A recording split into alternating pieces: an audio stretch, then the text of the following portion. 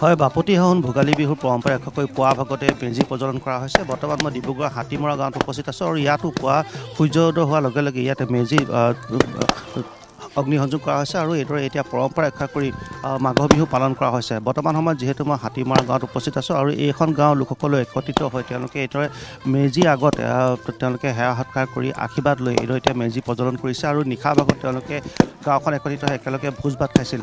সম্পূৰ্ণ পৰম্পৰা ৰক্ষা কৰি এইদৰে তেওঁলোকে এতিয়া বিহুৰ পৰম্পৰা ৰক্ষা কৰি মেজি জ্বলাইছে। আমি কিছু কথা পাতিবলৈ চেষ্টা কৰিম আৰু ইয়াত গাঁৱৰ যিসকল লোক আছে সকলো একত্ৰিত হৈ এইদৰে এতিয়া তেওঁলোকে পৰম্পৰা ৰক্ষা কৰি অসমীয়া পৰম্পৰা ৰক্ষা কৰি বিহু পালন কৰিছে।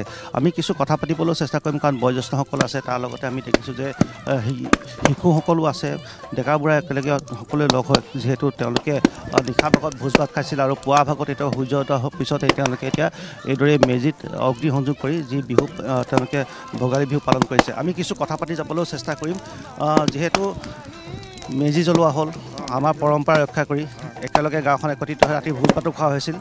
খুব এটা ভাল লগা পৰিৱেশৰ মাজত আপোনালোকে এই কামখিনি কৰি গৈছে আৰু আচলতে বিহু পৰম্পৰাটো ৰক্ষা কৰা হৈছিল। নিশ্চয়, যিহেতু তেওঁলোকে এইদৰে একত্ৰিত হৈ যিহেতু ভোজ ভাত খাইছে, বিহু পৰম্পৰাটো ৰক্ষা কৰিছে আৰু পুৱা ভাগতে এইদৰে মেজি জ্বলাইছে। গাঁওখন একত্ৰিত হৈ এইদৰে এতিয়া মেজি জ্বলোৱা হৈছে।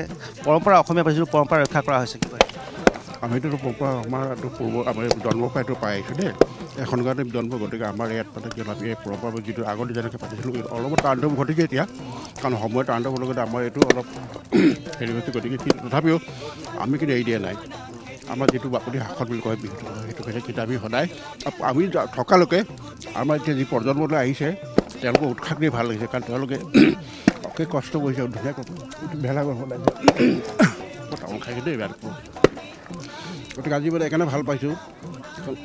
আজি দেখিছে নহয় সকলোবিলাক আহিছে, গতিকে সকলোকে মানে আমি নতুন বছৰ কাম কৰিবৰ কাৰণে কৰিছোঁ। নিশ্চয়, যিহেতু পৰম্পৰা তেওঁলোকে ৰক্ষা কৰাৰ চেষ্টা কৰিছে, কিছু আধুনিকতা প্ৰভাৱ পৰিছে যদিও তেওঁলোকে ইতিমধ্যে কৈছে যে উঠি অহা প্ৰজন্মই যাতে শিকিব পাৰে তেনেকৈ তেওঁলোকে এইদৰে এতিয়া বিহু পৰম্পৰা ৰক্ষা কৰি কাম কাজবিলাক চলাই নিছে। বৰ্তমান সময়ত যিহেতু মেজি জ্বলোৱা হৈছে আৰু ডাওকৈ এতিয়া বৰ্তমান সময়ত এই মেজি জ্বলি উঠিছে।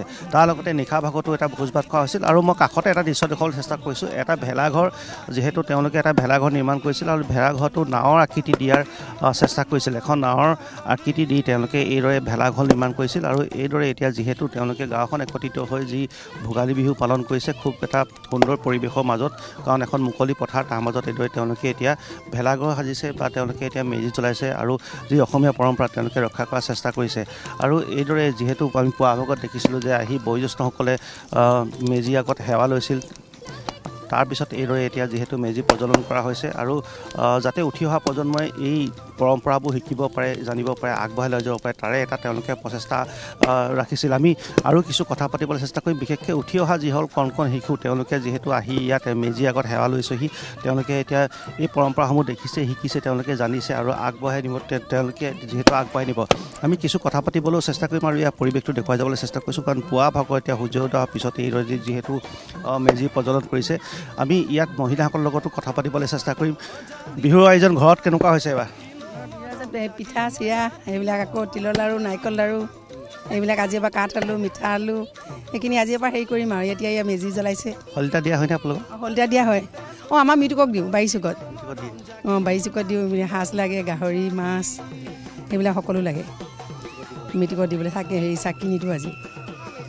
এইখিনি পৰম্পৰা আৰু আপোনালোকৰ? আমাৰ পৰম্পৰা অতীজৰ আৰু নপুৰুষৰ শহু শাহু দিনৰে আৰু এইবিলাক নিয়ম কাৰণ। আজি এতিয়া এই মেজি জ্বলালে টোপোলা দি চাবলৈ আহিছোঁ, হেৰি কৰিছোঁ। কালিতো ভোজ শেষেই হ'ল। একেলগে খোৱা হ'লে? আমি খালোঁ, চবেই সকলোৱে লগে ভাগে খালোঁ আৰু এসাঁজ।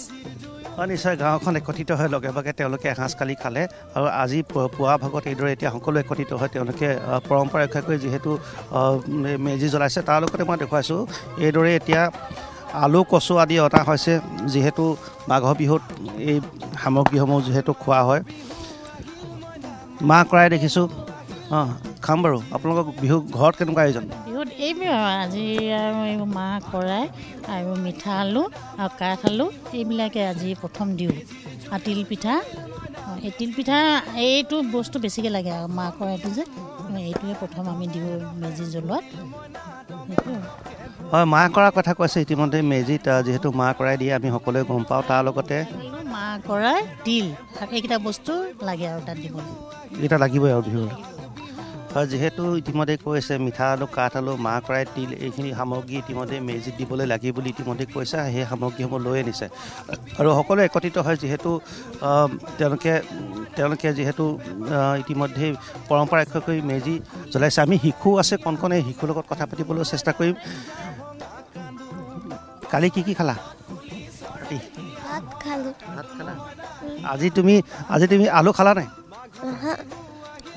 মাঘৰ বিহুত আলু নাখালে গাহৰি হৈ যায় গম পোৱা নাই নাজানো নিশ্চয় এইদৰে এতিয়া যিহেতু পৰম্পৰা ৰক্ষা কৰি হাতীপৰা গাঁৱৰ লোকসকলে একেলগে একত্ৰিত হৈ মাঘৰ বিহু পালন কৰিছে আৰু নিশা ভোজ ভাত খোৱাৰ পিছত এইদৰে পুৱা ভাগত তেওঁলোকে এতিয়া মেজি প্ৰজ্বলন কৰিছে আৰু গাঁওখন একত্ৰিত হৈ তেওঁলোকে যিহেতু মাঘৰ বিহুৰ যি পৰম্পৰা তেওঁলোকে পালন কৰিছে আৰু উঠি অহা প্ৰজন্মই যাতে এই পৰম্পৰাবোৰ শিকিব পাৰে তাৰে তেওঁলোকে এটা প্ৰচেষ্টা হাতত লৈছে আৰু আধুনিকতা যদিও প্ৰভাৱ পৰিছে তেওঁলোকে সেই পুৰণি পৰম্পৰা ৰক্ষা কৰা হয় টমাছ আপোনাক ধন্যবাদ জ্ঞাপন কৰিছো